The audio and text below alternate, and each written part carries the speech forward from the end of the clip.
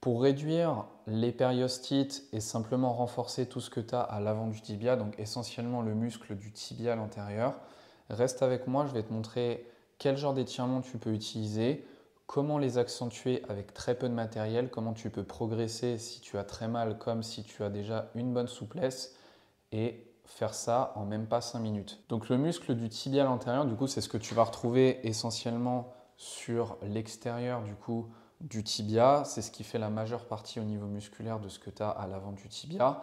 Ce n'est pas le seul muscle qu'il y a, mais simplement les autres muscles qui sont assez profonds. Et ce sera pour une autre vidéo.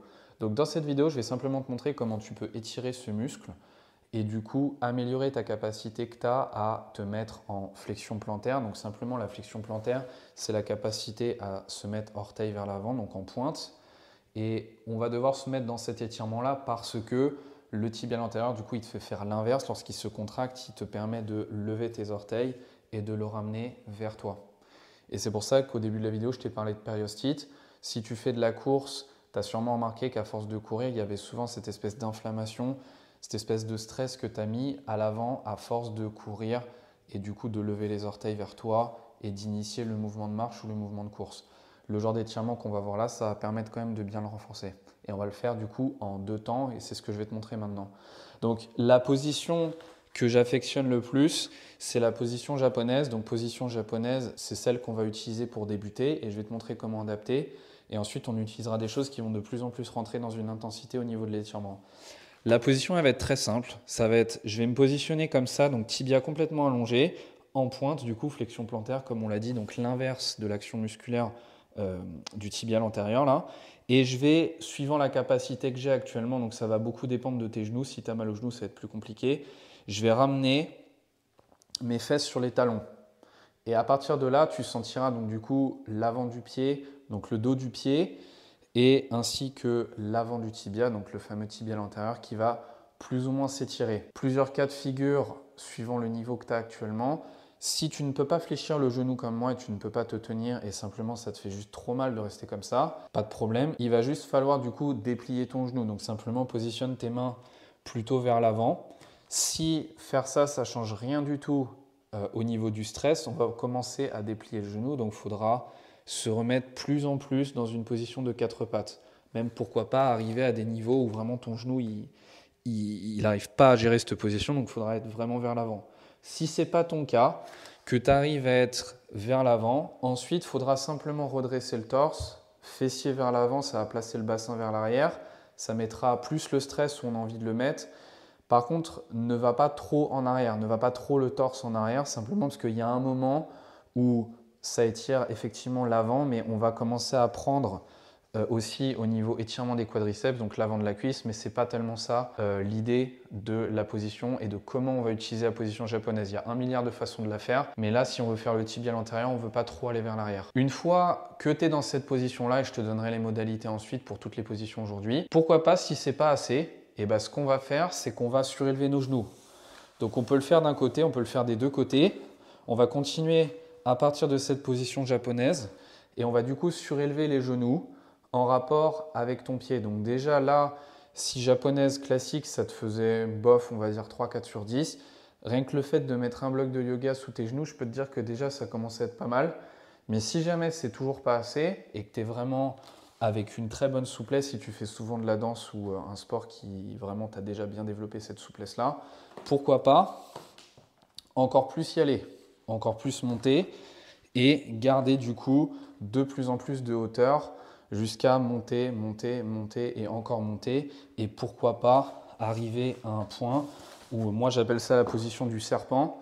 On est passé de la position japonaise avec une position où tu as carrément tout le stress sur l'avant du pied et tu as les genoux plus ou moins vers le torse.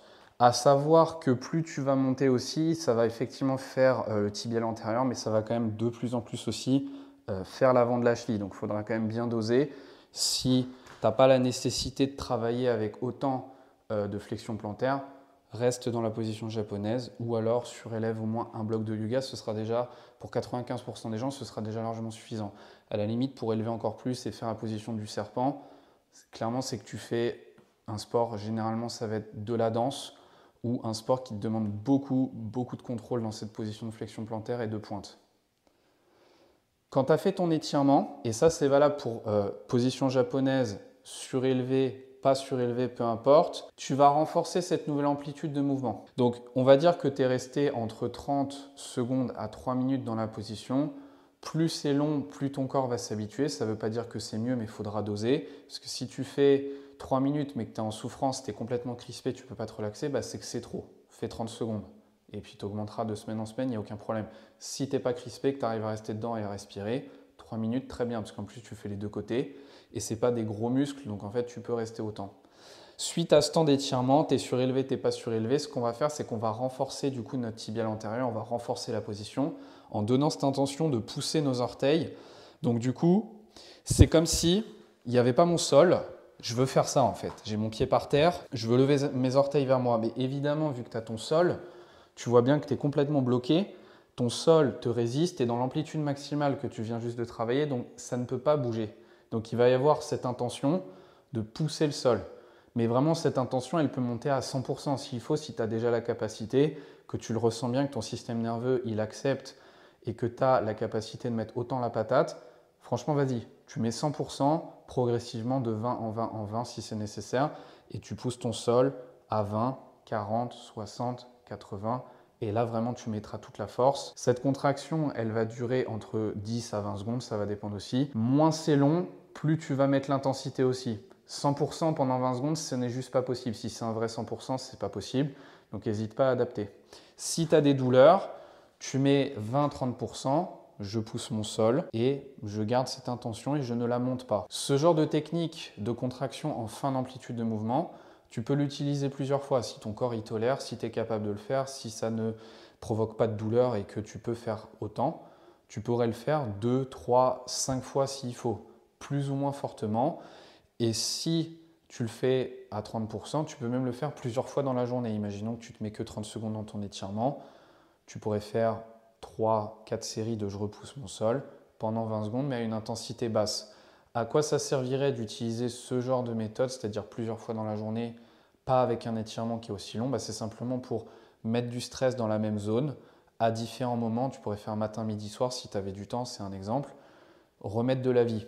Si c'est ton cas, que tu as des douleurs, que tu veux aller plus vite dans la réhabilitation, la rééducation et simplement gagner en mobilité beaucoup plus rapidement, c'est clairement ce genre de méthode que je te conseille. Petite astuce pour terminer cette vidéo sur le tibial antérieur. Si tu veux être productif, pourquoi pas, tu te mettrais en position japonaise, et c'est clairement ce que je fais avec la majorité des élèves que je coach. On se mettrait en position japonaise et on fait autre chose. On fait autre chose pour le haut du corps. Du coup, donc généralement, ce que je vais faire, c'est soit des rotations pour le coude, soit des rotations pour les épaules, soit des rotations pour le haut du dos. Tu choisis ce que tu veux, simplement au moins tu es productif. Ce n'est pas forcément la recherche constante de la productivité, mais ce que je veux dire, c'est au moins tu es dedans. Si tu ressens que tu peux la contrôler, cette position, franchement, fais autre chose. Ce n'est pas ça qui va changer les résultats que tu vas avoir, c'est même plutôt l'inverse. Au moins, tu fais 2 en 1. Tu t'es mis dedans, bah, tu sais quoi, quitte à être dedans, je fais autre chose et puis c'est très bien. Et puis tu vas travailler des zones que tu fais jamais. Par exemple, les coudes ou le haut du dos, je suis quasiment sûr que tu ne les as jamais vraiment travaillé avec de la mobilité, donc c'est vraiment intéressant. C'est pas le sujet de la vidéo, mais c'est plus pour te dire, clairement, la position japonaise, elle peut se mettre avec plein d'autres choses en même temps, donc généralement pour le haut du corps. J'espère que tu as apprécié cette petite vidéo explicative sur les étirements, surtout pour l'avant du tibia, donc le muscle du tibial antérieur, et du coup l'amélioration de la capacité de flexion plantaire que tu as au niveau de la cheville. Si c'est le cas, n'hésite pas à liker, t'abonner et simplement nous rejoindre dans l'académie Fit et Flex. C'est une académie gratuite dans laquelle tu vas recevoir du coup plein de vidéos, plein de conseils et même de temps en temps des cours gratuits sur la mobilité. Il y en aura pour toutes les articulations, toutes les zones et tu peux même directement nous parler avec Axel, nous envoyer tes messages si tu as des questions en privé, on y répondra directement. Sinon, tu peux aussi mettre tous tes commentaires sous cette vidéo et on y répondra aussi. Je te dis à la prochaine pour une autre vidéo.